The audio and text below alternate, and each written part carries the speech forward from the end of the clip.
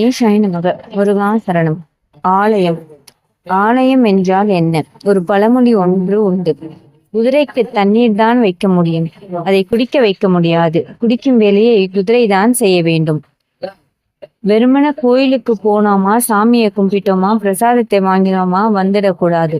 சிவன் கோயிலாக இருந்தாலும், விஷ்ணு கோயிலாக இருந்தாலும், எந்த கோயிலாக வேண்டுமானாலும், எந்த மதத்து வழிபாடு ஸ்தலமாக வேண்டுமானாலும் இருக்கட்டும், சிறிது நேரம் அமர்ந்து மனதை ஒருமுகப்படுத்த பழக வேண்டும். ஆலயங்கள் என்பது பல ஞானிகளின் காலடி பட்ட இடம்.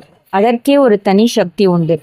கோவிலுக்கு நல்லவர்களும் கோட்டுக்கு கெட்டவர்களும் அதிகம் வருவார்கள். நாம் ஆலயத்தில் அமர்ந்து மனதை ஒருமுகப்படுத்த முயற்சிக்கும் பொழுது பலரின் நல்ல எண்ண அலைகள் நமது மனதில் ஊடுருவோம். சிலர் நமக்கு எந்த கெடுதலும் செய்திருக்க மாட்டார்கள், ஆனால் அவர்களை பார்க்கும் பொழுது நம்மை அறியாமலே மனதில் வெறுப்பு வரும். காரணம், அந்த மனிதரின் எண்ண அலைகள் உங்களை அவ்வாறு வெறுப்படைய செய்கிறது. மிக பிரசித்தி பெற்ற சில ஆலயங்களுக்கு செல்லும் பொழுது நம்மை அறியாமலே மனம் சற்று அமைதி பெறும். அடுத்த சில நிமிடங்களில் விவேக் காமெடி போல புதிதாக வாங்கிய செருப்பில் இருந்து ஆரம்பித்து வீட்டில் ஊசி போன பருப்பு வரை பொறுப்பே இல்லாமல் நமது மனம் எதையோ நினைக்கிறது. மனம் ஒரு குரங்கு என்பார்கள் சிலர், மன குதிரையை விட வேகமாக கூடியது என்பார்கள் சிலர். மனதை விட வேகமாக ஓடக்கூடிய ஒரு ராக்கெட்டை இதுவரை எந்த நாட்டு விஞ்ஞானியும் கண்டுபிடிக்கவில்லை, இனிமேலும் கண்டுபிடிக்க முடியாது. ஒளியின் வேகத்தை விட மனோவேகம் அதீத வேகம் வாய்ந்தது. மனம் ஒரு சிறந்த வேலைக்காரன், ஆனால் மோசமான எஜமானன். நீங்கள் வண்டி ஓட்டும் பொழுது உங்கள் கட்டுப்பாட்டில் நீங்கள் ஓட்டும் வண்டி இருக்க வேண்டும். வண்டி கட்டுப்பாட்டில் நீங்கள் இருந்தால் மனதை போல் அதீத வேகத்தில் இயங்கக்கூடிய வாகனம் அகில உலகங்களில் எங்குமே இல்லை. அதை மனித சக்தியால் கட்டுப்படுத்துவது இயலாத ஒன்று.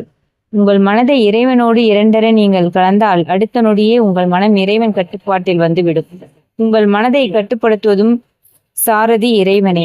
நீங்கள் ஆலயத்துக்குள் இருக்கும் பொழுது உங்களுக்கு தேவையற்ற எண்ணங்கள் வந்தால் நீங்கள் அந்த எண்ணங்களுக்கு முக்கியத்துவம் கொடுக்க வேண்டாம். தேவையில்லாத போன் கால் வந்தால் அதை அட்டன் பண்ணாமலே கட் பண்ற மாதிரி தேவையில்லாத எண்ணங்களை கட் பண்ணுங்க. உங்கள் மனதில் கடவுளின் உருவத்தை மட்டுமே நினையுங்கள்.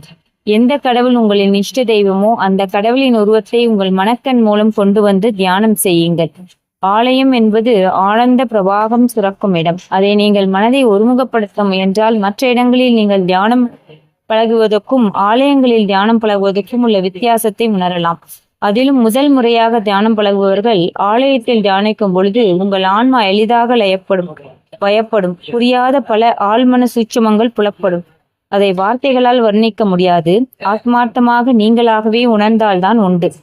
நம்முடைய ஆன்மா லயப்படும் இடமே ஆலயம். அதில் பல 100 ஆண்டுகளாக பூஜை நடக்கும் மிக புராதனமான ஆலயங்களில் நாம் அதீத தெய்வீக அதிர்வலைகளை உணரலாம். நன்றிகள் கோடி.